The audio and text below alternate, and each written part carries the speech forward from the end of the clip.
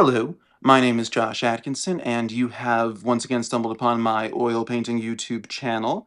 And this is the beginning of my horror or Halloween themed month for October. But before I get started, I wanted to ask everybody to hit the like and subscribe, and what's the other one? The notification bell button so that the algorithm spreads my gospel, sings it from the mountaintop, all that. So anyway, this week we will be looking at how I painted this portrait of a beautiful orange young man.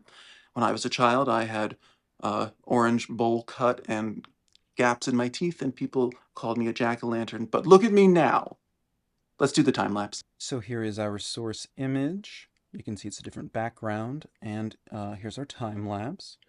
So yes, the background changes. This is my first painting of a jack-o'-lantern, a pumpkin, a gourd of any sort.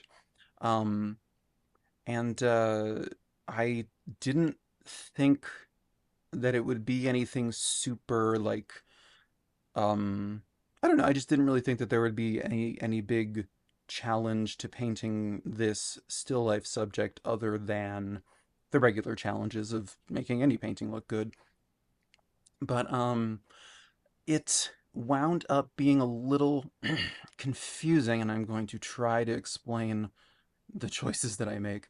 But in short, you can see I've got light coming from the left, so the right is in shadow. Obviously, a pumpkin is made of these sort of ridged like sections, so there's a light and a shadow on every one of those.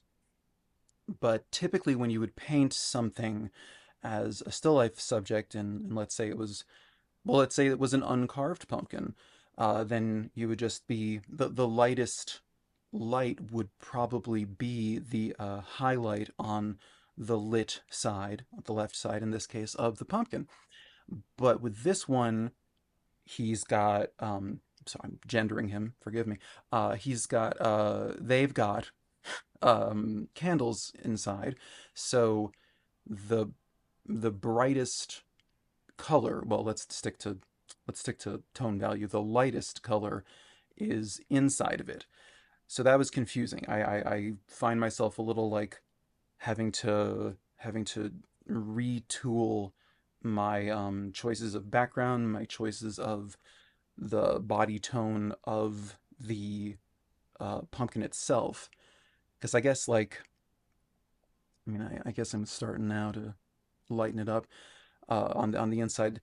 If the inside is the lightest part because there's literal fire in there, and the pumpkin flesh that we can see through the carved areas is also quite light because it's close to the flames, and so it's catching all of that bright light.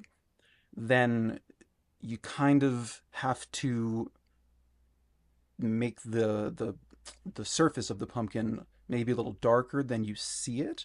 So you can see here at this point, the colors are all reading, and just so you know, that highlight has a little bit of blue mixed into the white, an almost imperceptible amount of blue, simply because it is the complement of orange, and that just adding complement into highlight into shadow, that does sort of give a cohesion that the eye registers, but that your mind won't necessarily register. Um, Basically, if it's not there, you will register that something's wrong with it. But anyway, that's for another video. Um, I'm basically the lightest part, the flame. This is now the second sitting, so it's mostly dried. Um, it is in the mouth between the two, the middle of the mouth, and basically I'm throwing almost a pure white into yellow, which fades into oranges like cadmium orange, and especially cadmium red light, which I always talk about as a super bright, super hot, warm color that really helped sell these areas where we're seeing the inner flesh of the pumpkin. Anyway, so now I've made the background dark because I thought that would be a good way to let the values of the pumpkin, the surface, and the interior kind of sing more. And now I'm going in with my If you're new to the channel, I just call this my distorting approach or effect, a sort of choppy, blocky brush stroke, which is the purpose of which is to move me closer and closer to abstraction. That's my goal. But so, at this point, I'm concerned that maybe I shouldn't have done it. Maybe I should have lost it. That is a tricky thing about wanting to do abstract things, but arriving at realism first, is that you're always tempted to just walk away. Um, I'm having that with the painting I'm working on right now, but, uh, but no matter. Um, so yeah, you can really see like the cadmium red light around the nose that is selling the heat of the flame. Um, and popping in more blued out white as a highlight. Um, and I went with blue as a table color, which I'm now correcting once again, because it would help sell the complementary color theory stuff.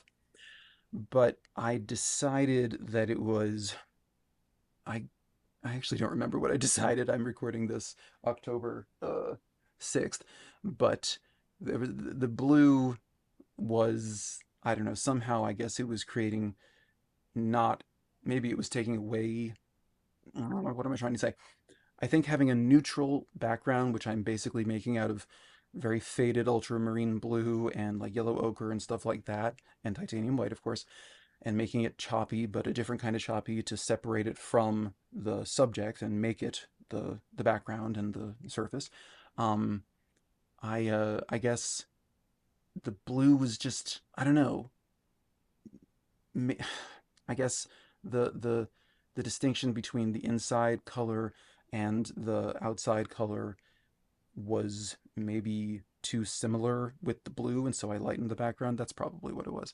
Anyway, I add a little bit of green. You can see on the left side, the lit side of the jack-o'-lantern, and because I saw some, and this style just frees me up to use colors that are there or not there in an exaggerated way, and I think that gives it a real good, like, across the room kind of impact. So yeah, so this is my first jack-o'-lantern painting, and that's the finished painting. It is an oil painting on an 8 by 10 inch canvas panel. So then, yeah, that is how I arrived at this painting of a jack-o'-lantern. Forgive the glare, it is varnished because it sold within seconds of putting it on Facebook to my friend Courtney from high school. Thank you, Courtney. So yeah, I wanted to say thanks for the new subscribers. I'm filming this video in the future because this has already been shipped to Courtney. So I don't know how many subscribers I got this week, but thank you, and subscribe if you haven't, and if you enjoyed this video, I don't know if this is last week's stuff, because again, this is the future, but check out my channel. It's full of wisdom and entertainment if you have a low bar. So I will see you in 7 days with something spooky, not sure what, and yeah, enjoy the season. Have some candy corn. Until then, okay, bye-bye.